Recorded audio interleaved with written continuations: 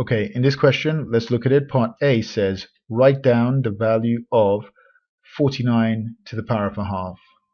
Part B says, write down or write root 45 in the form k root 5, where k is an integer. Okay, so let's focus on each part at a time. Looking at part A, write down the value of 49 to the power of a half. You should recognize that straight away. Any number to the power of a half means you need to square root it.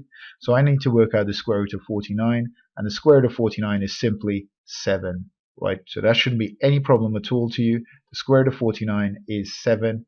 No problem whatsoever there.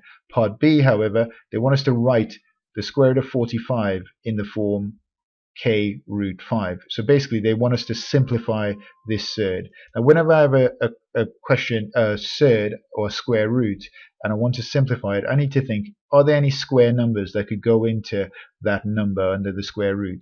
So what's the largest square number that could go into 45? And in this case it's 9. I know 9 times 5 is 45, so I could rewrite that as the square root of 9 times 5. And I need to find the biggest square number. Also, once I wrote it down, I realized that, oh, that 5 there, that's going to help me get that root 5. That's going to help me get my final answer and the k value, k root 5, right? So 9 times 5 is 45. I could have sussed it out by saying, what times 5 gives me 45? Okay, let's do this. One of the rules of surd means if I have two numbers times together under a square root, I can split it. The square root of 9 is 3. So I get 3 times the square root of 5, and that's actually my answer, 3 root 5.